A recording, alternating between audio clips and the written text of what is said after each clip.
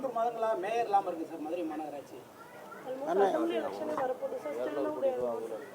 ஆனால் கரெக்ட். இந்த மதுரை மாநகராட்சி தான் அந்த ஃபேமஸாக அந்த ஊழல் வழக்கில் எல்லாம் மாற்றி கம்ப்ளைண்ட் கொடுத்து கடைசியில் அறிவாலயத்தில் மேயரை வீட்டுக்கு போக சொல்லி இன்றைக்கி மேயரே இல்லாத ஒரு நகரமாக மதுரை மாறி இருக்கிறது. அது இங்கே இருக்கக்கூடிய 2 அமைச்சர்களுக்கு கொண்டாட்டம். ஏன்னா மேயர் பார்த்தீங்கன்னா இந்த அமைச்சர் கார் பக்கத்தில் போகிறதா இந்த அமைச்சர் கார் பக்கத்தில் போகிறதான்னு அந்த அம்மாவுக்கு பெரிய பிரச்சனையாக ரொம்ப காலமாக இருந்துச்சு.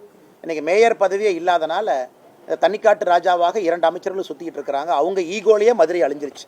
இன்றைக்கி தமிழ்நாட்டில் ஒரு ஊர், திராவிட முன்னேற்ற கழகத்தினுடைய 2 அமைச்சர்கள் இருக்கக்கூடிய ஒரு ஊர், அவர்கள் இருவருடைய ஈகோல அழிஞ்சிருக்குன்னா அது மதுரை. இருவருடைய தனிப்பட்ட ஈகோல மதுரை மாநகராட்சியும் மதுரை நகரத்தையும் குப்பை நகரமாக மாற்றி எங்கேயோ கொண்டு நிறுத்தி வச்சிருக்கிறாங்க. சார் கடைசியாக ஒன்று இப்போ நீங்கள் தெளிவான விளக்கம் கொடுத்துட்டீங்க சார். ஏன் அந்த தேர்தல் பொறுப்பாளர்லேருந்து விலகினேன் அப்பாவுடைய உடல் அண்ணா நீங்கள் கேட்டதுக்காக மறுபடியும் சொல்கிறேங்கன்னா அண்ணா நல்லா புரிஞ்சுக்கணும். அண்ணா இந்த தேர்தல் பொறுப்பாளர் என்பது கட்சியினுடைய அமைப்பு வேலை. இந்த பூத்து சக்தி கேந்திரம் நம்முடைய தொண்டர்களை சந்திப்பது அமைப்பு வேலை. அதுக்கு நம்மக்கிட்ட நிறைய தலைவர்கள் இருக்கிறாங்க, நிறைய திறமையான தலைவர்கள் இருக்கிறாங்க, அவங்க நிறைய செய்வாங்க. இந்த அமைப்பு வேலையை பொறுத்தவரை பாரதிய ஜனதா கட்சியை பொறுத்தவரை ஒரு ஆத்மார்த்தமான வேலை. ஒரு தொகுதினா நீங்கள் அங்கேயே போய் தங்கி இருக்கணும், 2-3 நாட்கள் அட்டஸ்டச்சாக இருக்கணும், வீடு வீடாக போகணும், தொண்டர்கள் எல்லாத்தையும் நம்ம தயார் நிலைப்படுத்தணும், அதன் பிறகு ஆர்கனைசேஷனை சரி பண்ணணும், பூத் அளவெல்லாம் ரெடி பண்ணணும், பூத் கமிட்டியை செக் பண்ணணும். இது முழுவதுமாக ஒரு அமைப்பு வேலை. இன்னைக்கு அமைப்பு வேலை செய்யணும்னா முழுமையாக நேரம் கொடுத்து நீங்கள் பண்ணணும். அங்கே இருக்கணும், நீங்கள் கட்சி உங்களை எதிர்பார்க்கும், சொல்கிற டேட்டுக்கு நீங்கள் அங்கே போகணும். ஏன்னா மாநில தலைவராக இருக்கும் பொழுது நாங்கள் அதை செஞ்சுருக்கோம், எல்லா தலைவர்களும் அதை செஞ்சுருக்கிறாங்க. இன்னைக்கு நான் அந்த நேரம் கொடுக்க முடியாத சூழ்நிலையில் நான் இருக்கேன். இந்த நேரத்துக்கு 7ஆம் தேதி போங்க, என்னால் 7ஆம் தேதி போக முடியுமான்னு தெரியலிங்கண்ணா. அதான் நேற்று அதுக்கான காரணம் நான் சொன்னேன்.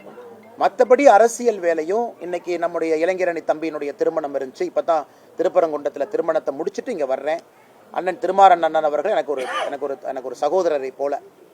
நான் 2-3 நாள் தாமதமாக வந்தாலும் கூட என்னை அதே இன்முகத்தோடு வரவேற்கக்கூடிய அன்னைக்கு அண்ணன் வீட்டில் நான் இருக்கேன்.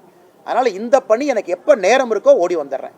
உதாரணத்துக்கு 3 நாள் தாமதமாக வர்றேன். அதனால் அமைப்பு வேலையை கட்சி பார்த்துக்கும், தலைவர்கள் இருக்கிறாங்க, தொண்டர்கள் இருக்கிறாங்க, அது ஒரு பக்கம். மற்றபடி அரசியலை பொறுத்தவரை நம்ம பேசணும். ப்ரெஸ் மீட்டில் கேள்வி கேட்குறீங்க, நம்ம என்ன பதில் இல்லைன்னு சொன்னாங்கன்னா அரசியல் கேள்வி கேட்குறீங்க, அதுக்கான பதிலையும் நான் சொல்லியிருக்கேன். அதிலிருந்து பின்வாங்க போவது கிடையாது. அதற்கு கட்சிக்கு நம்ம நேரம் கொடுக்குறோம். ஏன் நம்முடைய அகில இந்திய தலைவர் திரு நிதின் நபீன் அவர்கள் பொறுப்பேற்பதற்கு முன்னாடி நாள் நாமினேஷன் ஃபார்ம் கொடுக்கணும். அன்றைக்கி நான் அகில இந்தியா தலைவர்கள்ட்டையே நான் பர்மிஷன் கேட்டேன், ஐயா இன்றைக்கி என்னால் வர முடியாது, கொஞ்சம் குடும்பத்தினுடைய சூழ்நிலை, நான் நாளைக்கு வந்துடுறேங்க ஐயான்னு. அடுத்த நாள் டெல்லிக்கு போய் அந்த நிகழ்ச்சியில் பங்கேற்றேன். இது எல்லோருமே புரிந்து கொள்வார்கள். ஒரு கட்சியை பொறுத்தவரை எல்லாத்துக்குமே தெரியும் யாரை எங்கே பயன்படுத்தணும், யாரை எங்கே கூப்பிடணும். இது நேற்றுலேருந்து பயங்கரமாக நானும் பார்க்குறேன், டிவியில் அப்படி டிபேட், அப்படி மீடியா அப்படி. ஸோ இந்த அன்னைக்கு அமைப்பு வேலைகளை அடுத்த 30 நாளும் நேரம் கொடுக்கணும். அவங்களுக்கு 5 தொகுதி கொடுத்துருக்குறாங்க, 6 தொகுதி கொடுத்துருக்குறாங்க, 3 தொகுதி கொடுத்துருக்குறாங்கன்னா அவங்க நேரம் கொடுத்து அங்கே இருப்பாங்க. அந்த தொகுதியை வெற்றி தொகுதியாக மாற்றுவாங்க. அதே தொகுதிக்கு நாளைக்கு பிரச்சாரத்துக்கு போகணும், நான் அவைலபிளாக இருக்கேன். மார்ச்சில் சூழ்நிலை மாறி இருக்கும், வாங்கன்னு கேட்குறாங்க, நான் திரும்ப அங்கே போகிறேன். ஆனால் இன்னைக்கு எனக்கு அந்த சரியான நேரத்திற்கு நாம் செல்லவில்லை என்றால் அது கட்சியை அவமானப்படுத்துகிற மாதிரி இருக்கும். அதனால் எப்போவோ நான் கட்சிக்கு சொல்லிட்டேன். நேற்று பத்திரிகையாளர் சந்திப்பில் நீங்கள் அண்ணே கோயம்புத்தூரில் நிற்பீங்களா, அண்ணே இங்கே நிற்பீங்களான்னு கேட்டதுக்காக நான் பதில் சொன்னேன். நானாக சொல்லலை, கேட்டீங்க, நான் பதில் சொன்னேன். எப்போவுமே என்னை பொறுத்தவரை நான் ஒளிச்சு மறைக்கிற ஆளே இல்லை, நேரடியாக பதில் பேசிட்டு போகிறாள். ஏன்னா எப்பொழுதுமே நேரடியாக பேசிட்டோம்னா மனசில் எப்பவுமே பாரம் இருக்காது. அதே நேரத்தில் நண்பர்கள் நன்றாக புரிந்து கொள்ள வேண்டும், பாரதிய ஜனதா கட்சி தேசிய ஜனநாயக கூட்டணியை பொறுத்தவரை 2026 திராவிட முன்னேற்ற கழகம் யூபிஏ, இன்னைக்கு அவங்க மாற்றி பேர் வச்சுக்கிறாங்க, இந்தி அலையன்ஸ் வச்சுக்கிறாங்க, யூபிஏன்னு வச்சுக்கிறாங்க. அது என்ன பேராக இருந்தாலும் கூட அவர்கள் 2026 ஆட்சி கட்டலிலிருந்து இறக்கப்பட வேண்டும் என்பதிலே தெளிவாக இருக்கின்றோம்.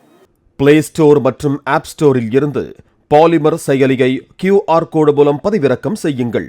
செய்திகளை உடனுக்குடன் பெறுங்கள்.